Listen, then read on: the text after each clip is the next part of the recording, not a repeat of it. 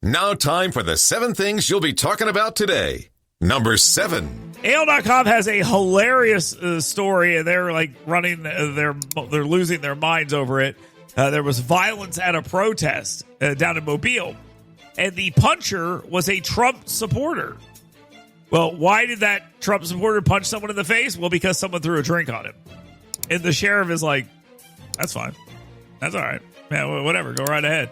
Anyway, the people involved in this No Kings protest are kicking off 50 days of shame. Yes, that's right. They're targeting Barry Moore, and there were like 6 of them. AL.com was there, though. They're going to, over the next 50 days, they're going to travel around and stand outside of people's offices holding signs that say No Kings, which, by the way, that message will be gone by the end of this week. We'll have whatever the new message is going to be, which is, I don't know, like hands off my vagina or something. And we'll pretend that that's the next powerful message. They're doing something. Look at them. Look at them. So adorable. Number 6. Alabama U.S. House Republicans back Donald Trump's proposed defunding of NPR, aiming to save $9.4 billion in federal spending. $9.4 billion in federal spending. NPR is involved in that, but it is not the only thing, obviously. But putting those Doge cuts into reality is very, very good. And yes, the cuts to public broadcasting and foreign aid are well worth it. It passed 214 to 212, with all but 4 House Republicans voting in favor of the measure and all Democrats opposing. Dale Strong, this was one of his pushes, and I've always been a big fan of getting rid of NPR. We don't need it. We don't need it. They are a left-wing outlet doing left-wing things. They do not need to exist. Voice of America? Yeah. Beaming messages into Iran? Yeah, I'm in on that. This is not that. This is NPR. No, bye. Number 5. President Donald Trump also talked to U.S. Representative Dale Strong over the weekend, and you may have seen that. And there was a little bit of an interaction that went viral on social media, and that interaction was Donald Trump saying, because I'm moving it to Alabama, we're working on it. What were they talking about? I think everyone knew the minute they saw that, but yeah, they were talking about Space Command being moved to Redstone Arsenal. And here you have the President of the United States on tape saying, because I'm moving it to Alabama, we're working on it. So that I think pretty much seals the deal. I had someone on social media from Colorado contact me and tell me everyone in Colorado knows this thing is moving there. They're putting up the fight for a performative reason for their audience. I mean, I said, cool, awesome. I don't care. Number 4. United States Senator Katie Britt talked about the escalation of political violence, including the murder of Minnesota lawmakers. She called it deeply concerning for the nation, and that is correct.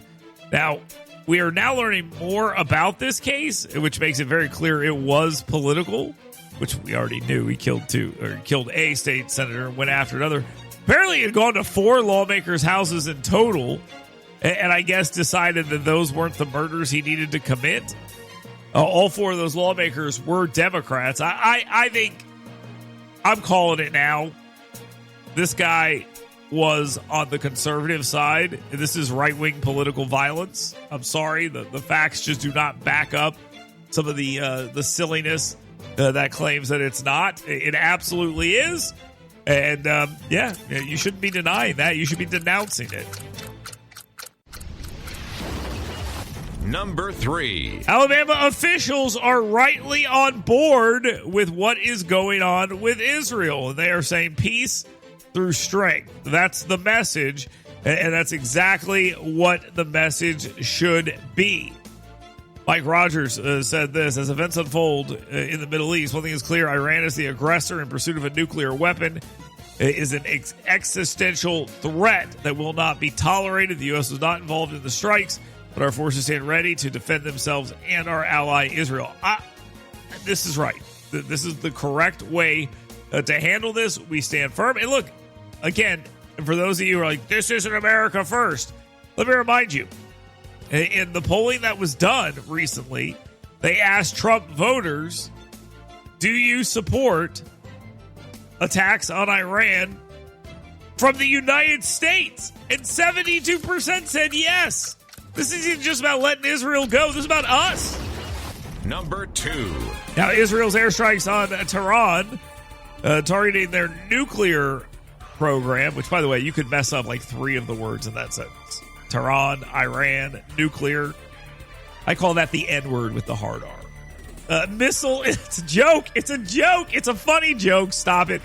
Missile infrastructure and energy creation prompted Iran's retaliatory strikes on Tel Aviv. Emily, you realize you just made that Dale Jackson show lore now, because that's going to be used every time now based on that reaction you just gave. Anyway, now Donald Trump is warning Iran's leadership to either make a deal or get out of the capital city. So that happened. He's like, you guys should probably leave. Israel told him leave, and the Iranians were like, yeah, we're out of here.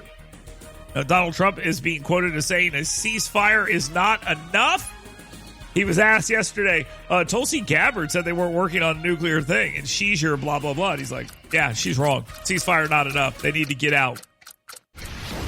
Now, time for the number 1 thing you'll be talking about today. While the No Kings protesters continue to talk about how they did such a great job, which I'm not suggesting they didn't have a nice rally with a lot of people. It was impressive. It was impressive.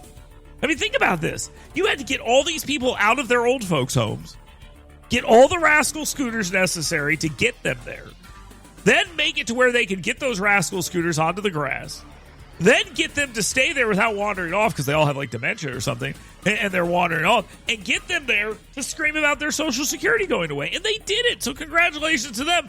One of the victories they're claiming, not only do they have 5 trillion people at these events, according to the organizers and dutifully reported by our friends in the press, they also claim victory because of a new Donald Trump policy that says don't go after worksite enforcement, which, by the way, I'm pissed about.